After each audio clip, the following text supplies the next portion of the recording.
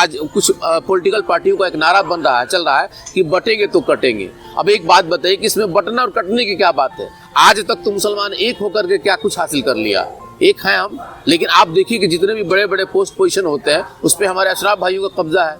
लेकिन पिछड़े बिरादरियों को जब भी हक हुकूक की बात आती है और जब ये पसमानदा नाम से जब जाते हैं वहाँ पे, तो इनको कहा जाता है कि तो भाई मुसलमान बताइए, नहीं तो मुसलमान है लेकिन ये पसमानदा की बात कर रहा है। सवाल है कि जब आपको वहाँ जगह मिलने की जहाँ जरूरत पड़ती है, जहाँ दे दी जाती है, वहाँ भी आप नहीं ले पाते हैं।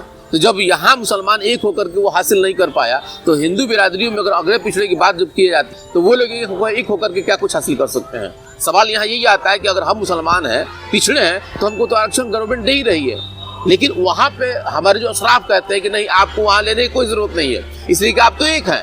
तो जब सवाल है कि हम वहाँ एक हैं और जब हम चुनाव लड़ते हैं तो फिर वहाँ जाति व्यवस्था क्यों दिखा दी जाती है?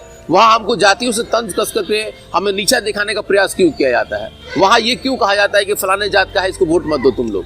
तो ये चीज़ें जो है कि कहीं ना कहीं एक तरह से हमें भी समझा देता है कि नहीं भाई, हम तो पिछड़ा है तो पिछड़े ही रहेंगे।